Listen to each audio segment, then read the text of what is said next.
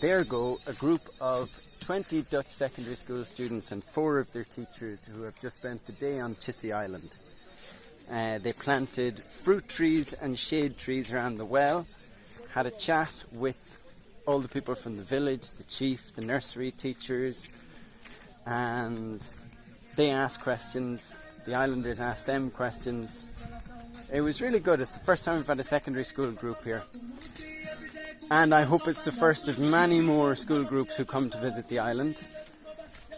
I'll use this video as a chance to tell you about the accounts as well. January was very healthy. 4,300 in, 3,500 out. That 4,000, thanks so much for responding to that call with that we needed more money for the cholera response. Mainly because of it and how we made sure that there was medicine available at the clinic for cholera patients all the time. Meant nobody died here on Chissy Island, and the cases now have tailed off completely.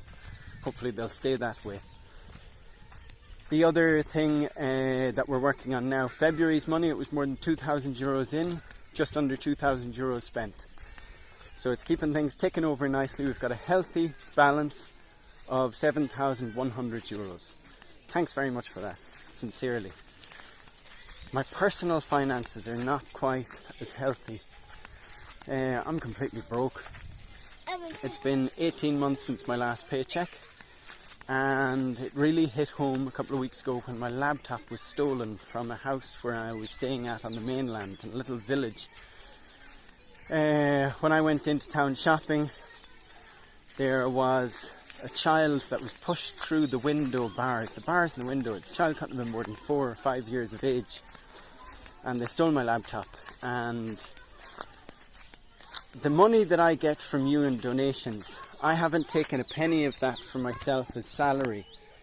I don't think you're giving me 10s and 20s and 50s and hundreds and thousands of euros, but it's not to pay for my upkeep out here. The intention was that we would have an organisation established at this stage. And we do. We've got a community-based organisation, and we've got a signed-off constitution for an NGO and a board of trustees who are signed up to create an NGO here in Malawi.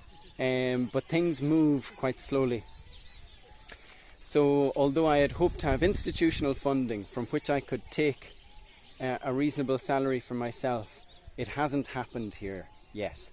And so it happened to be, by coincidence, the week when my computer was stolen, that I received a job offer to join a UN mission in another country which is even worse off than Malawi. It's more poor and there's a conflict there.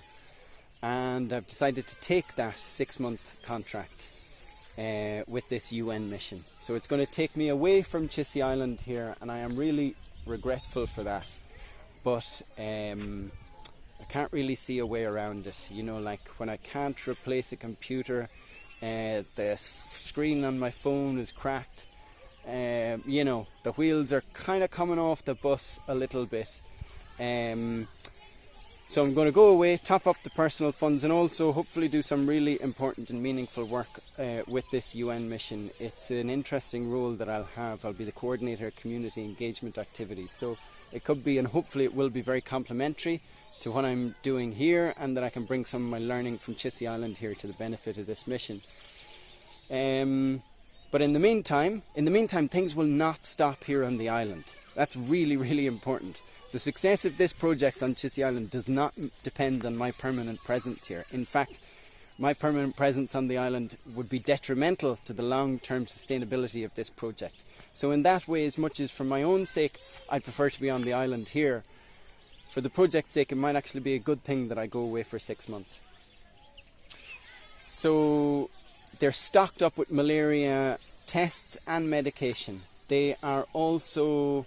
We've put aside pigeon peas to continue the nursery feeding. Every day the kids will receive, in the 9 nurseries around the island, more than 300 children will receive a bowl of pigeon peas that are super nutritious and encourage their attendance at school. And there's loads of other things happening, between boat races for kids and toy making competitions and all the bits, but we're stripping it down, you know, to really focus on the most important things to keep going. It's about the village bank savings, the education stuff in terms of the nursery here, the homework club and the adult literacy classes, the pigeon pea meals for the nursery kids, malaria medication, dermatology case treatment, and what we've taken on in 2023, which is proving very important and in high demand by the islanders, are trips to covering the transport costs for people who are referred to appointments in Zomba Central Hospital from the island clinic, but that they can't afford the transport costs. And all of that will continue onwards with that man over there, Maxon Maguire, as our head of office. He's really coming up. He's taken on the responsibility, he's rising to the challenge. He's done impeccable accounts over the last few months, and he's managing the place. He's the son of the chief of the village here, and the chief also, Chief Sonko, has been perhaps the most important ally and support and partner in getting us to where we are now, which I think is a pretty good place after 18 months on the island so far.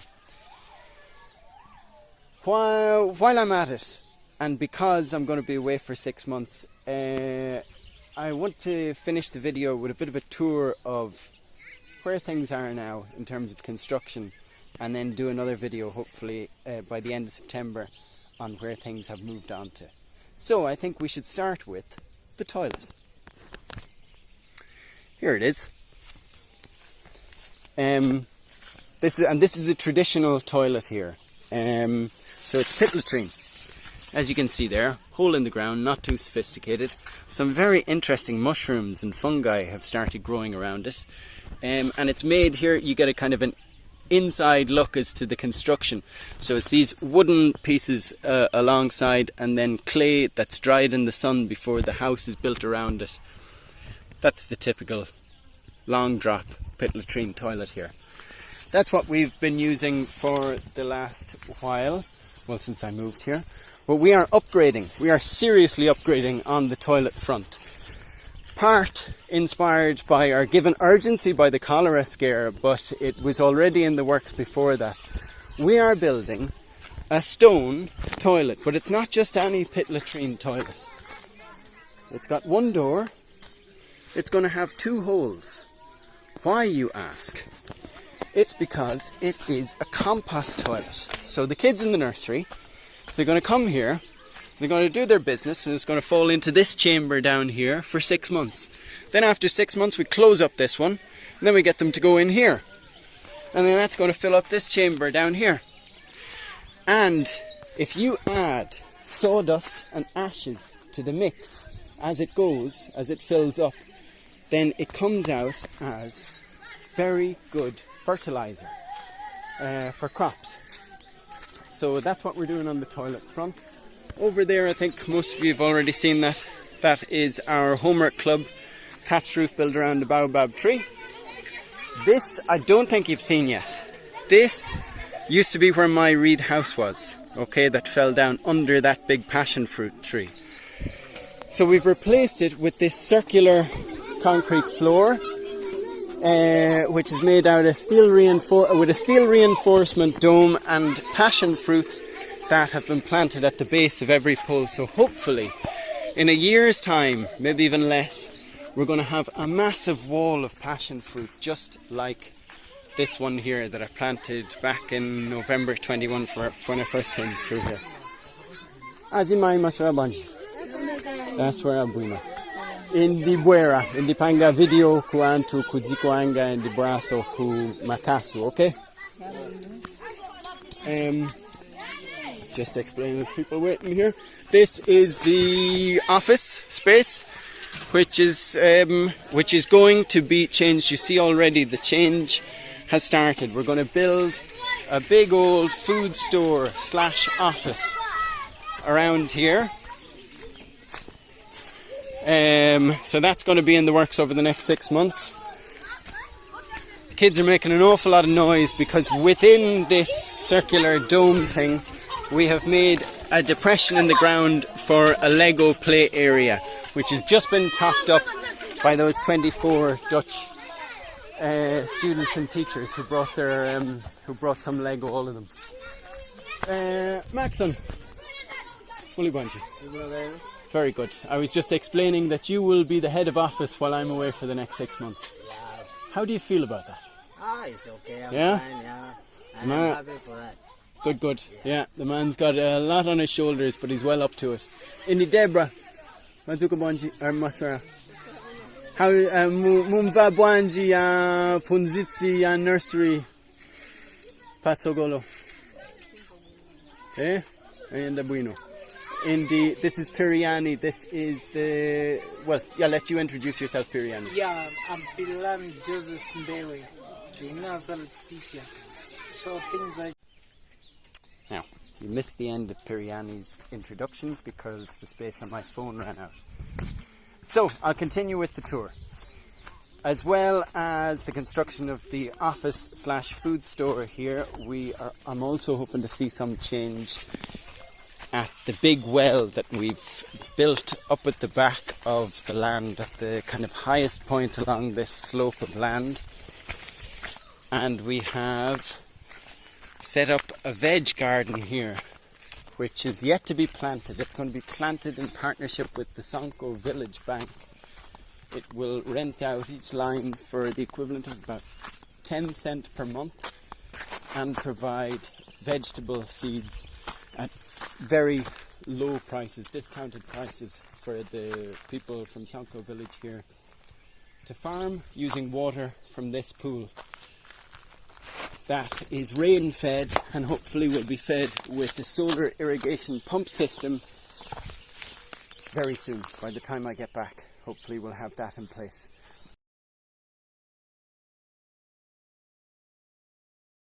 Then here's my house, which I don't expect to see much change in over the next few months here. No construction will be done here, but hopefully it'll still be standing when I get back.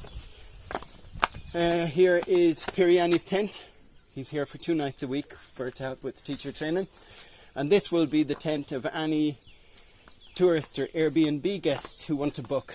And bookings are still very much open and available.